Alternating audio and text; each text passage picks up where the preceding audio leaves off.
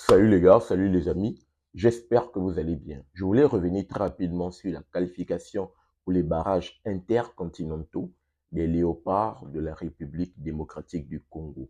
Ils sont qualifiés au bout des barrages sur le plan continental juste interminable. On sait que c'est un parcours de combattants pour accéder, bien sûr, pour avoir des équipes barragistes pour le mondial 2026. Et là, on prendra que deux nations. Je ne sais pas comment les barrages vont se passer pour les autres continents, que ce soit en Europe, en Asie ou bien en Amérique. Je ne sais pas comment ça va se passer là-bas, si également c'est un même parcours de combattants. En tout cas, pour le continent, vraiment, il fallait d'abord passer par deux matchs hyper importants, demi-finale et finale. Il faut le dire, c'est la meilleure équipe de ces qualifications qui a fini par l'emporter. C'est le football qui a fini par gagner. Parce que lorsqu'on essaie de checker parmi les 4 équipes qui ont été engagées et qualifiées dans ces qualifications, il y a 2 équipes qui sont vraiment ressorties du lot, qui ont réalisé une belle phase de qualification depuis son début. Il y a le Gabon, bien sûr, notre équipe du Gabon, et la République démocratique du Congo. Le Cameroun, normalement, ne devait même pas se retrouver parmi les équipes barragistes. Le Cameroun elle-même, elle a choc. Lui-même plutôt. Le Cameroun lui-même, ils ont choc. Ils ont choc devant le Cap-Vert. Le Cap-Vert a pris la place devant le Cameroun. Donc, le Cameroun se retrouve à réaliser une phase de qualification pitoyable. Même face à l'Infantiné, ils ont vraiment tiré la langue. Face aux plus petites équipes, ça a été compliqué pour eux. Donc, voici le Cameroun là qui s'est retrouvé dans de mauvaises situations, ne méritant même pas d'aller au mondial. Le Cameroun pouvait aller au mondial seulement s'il y avait encore une force surhumaine, parce que c'est comme ça. Ils arrivent toujours à se transcender dans des problèmes, mais là, les problèmes ont tellement surpassé que le Cameroun se retrouve vraiment nez à nez face à leurs problèmes. Il va falloir qu'ils règlent rapidement cela. Et le Nigeria. Le Nigeria également qui se retrouve dans la poule avec l'Afrique du Sud et le Bénin. Contre toute attente, la CAF avec eux là-bas, ils ont magouillé pour se retrouver dans ce genre de situation. Le Nigeria qui réalise également une pitoyable phase de qualification, mais malgré ça, ils se sont retrouvés parmi les meilleurs deuxièmes. Donc, que ce soit le Nigeria et le Cameroun, les 2 équipes ne méritaient en aucun cas de figure de faire partie des équipes qualifiées. Donc, vu des performances qu'ils ont pu réaliser pendant ces phases de qualification. Le Gabon, oui, on méritait justement, mais notre problème également a été la profondeur de banc, a été également le plafond de verre par rapport au top 10 mondial, au top 10 continental, pas mondial, continental. Ça juste, c'est vraiment ça, notre plafond de verre. On a du mal face au top 10 continental et on a également une profondeur de banc qui n'est pas assez élargie, qui n'est pas assez riche. C'est ce qui a pêché face au Nigeria. Sinon, cette équipe du Nigeria est prenable et on a pu le constater dans le match face à la RDC. La RDC joue un match face au Cameroun. Il faut le dire, la première mi-temps de la RDC a été plutôt correcte. Même chose que le Cameroun. Les 2 équipes se sont neutralisées. Deuxième mi-temps, le Cameroun essaie de mettre le pied sur l'accélérateur, la RDC sur le dos rang, jusqu'à se procurer des occasions assez franches de par Fiston Maélé ou bien de par Cédric Bakambu. Mais André Onana a été impeccable dans ses cages et il faut attendre quasiment dans les toutes dernières minutes pour voir Chancel Bemba pour venir crucifier cette équipe des Lions indomptables et permettre déjà à cette équipe des Léopards RDC de quitter la phase de poule, de quitter les demi-finales et accéder au final de ces barrages. Ils vont rencontrer cette équipe du Nigeria qui s'est défait du Gabon. Et là, dans un match où, malheureusement, ils sont très mal rentrés dans la partie, il faut le dire, le Nigeria va mettre le pied sur l'accélérateur. Ils vont ouvrir le score, mais ils ne vont pas pouvoir se mettre à l'abri. Ah, ils avaient des occasions de se mettre à l'abri. Victor Osimhen avait des occasions, mais comme face au Gabon, il n'a pas su répondre présent. Il faut le dire, Victor Osimhen est vraiment, c'est compliqué. Lui, il met 2 buts face au Gabon, mais il a également été l'ombre de lui-même dans le match face au Gabon. Je l'ai rappelé dans mon débrief. Que oui, on a eu un Victor Osimhen pitoyable pendant tout le match, mais il ressort avec un doublé. Juste pourquoi? Parce que on n'a pas eu une profondeur de banc et on a également eu un mauvais coaching de la part de notre coach national. Mais là encore, face à la RDC, quand même face à une nation qui sait faire le dos rond, qui sait très bien défendre, il faut le dire, Sébastien de Sable, la force.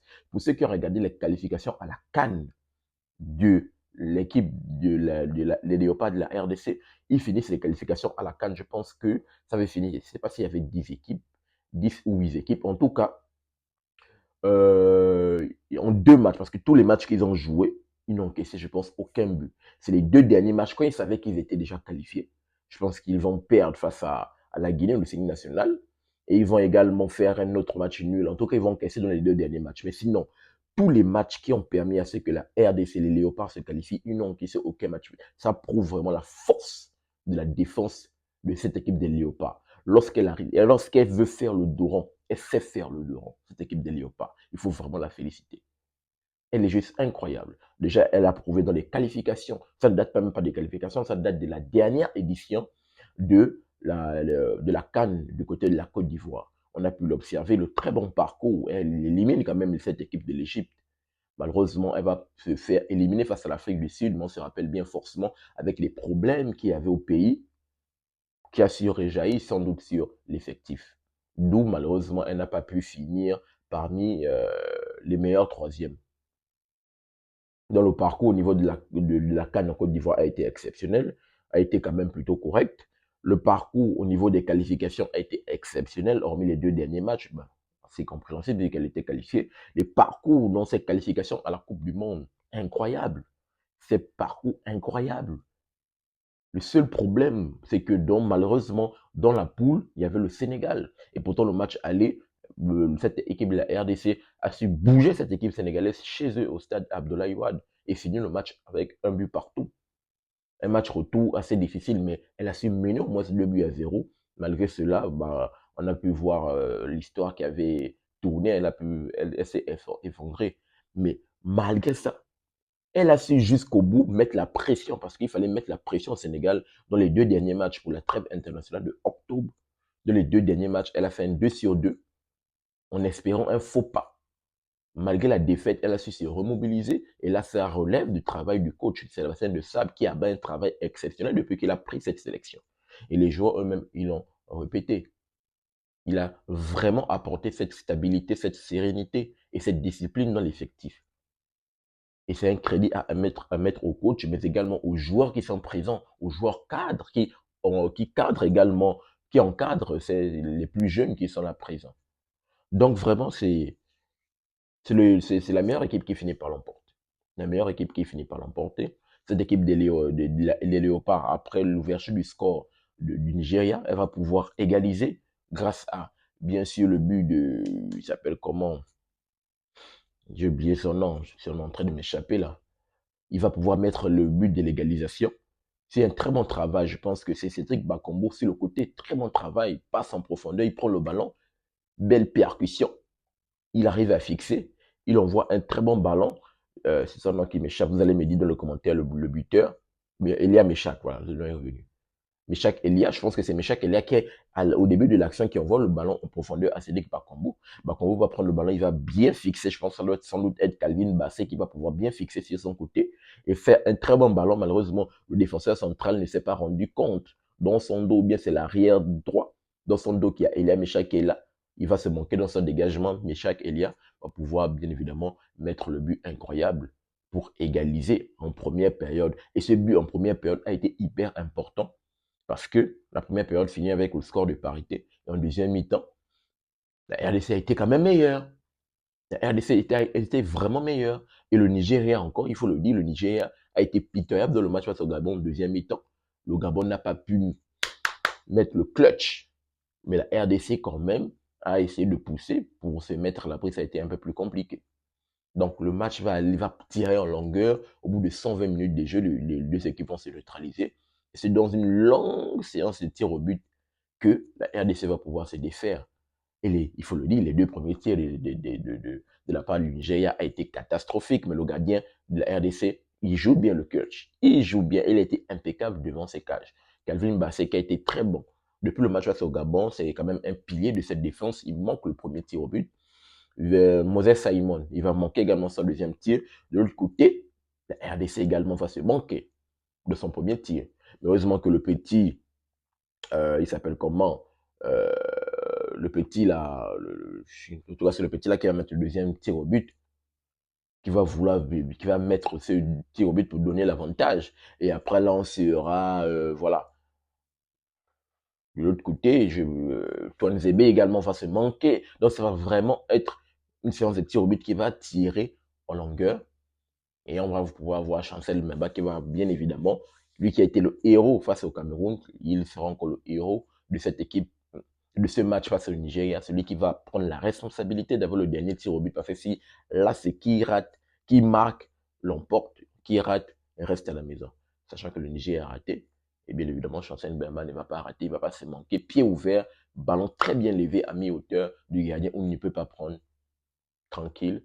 Et il donne bien sûr cette qualification. Ce n'est pas fini, mais je pense que, comme l'avait annoncé le président de la République, je pense qu'actuellement, ils sont tous millionnaires s'il tient sa parole. Normalement, il a dit que s'il sortait de la phase des phases de qualification pour sur le plan continental, ils sont meilleurs, ils sont millionnaires. L'argent doit couler à flot.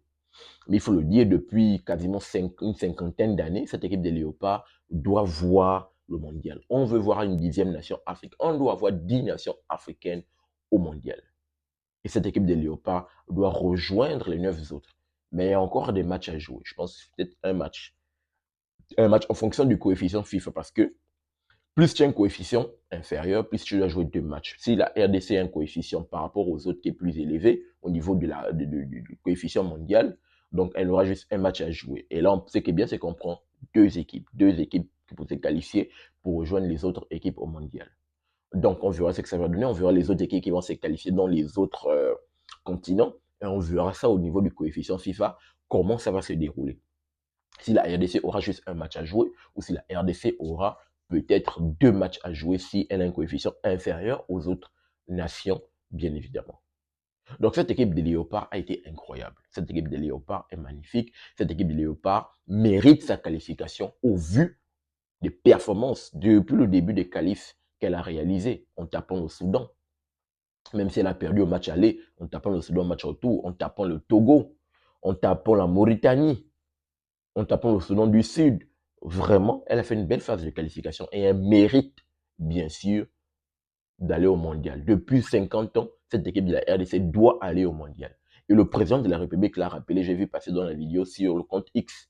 J'ai vu, ils ont dit que cet effectif-là, elle a un gros rôle. Le rôle, c'est de conduire, bien évidemment, la RDC au mondial. Ça fait longtemps qu'on a vu la RDC au mondial. Elle n'est qu'allée qu'une seule fois depuis une cinquantaine d'années. Elle doit aller au mondial et on verra ce que ça va donner.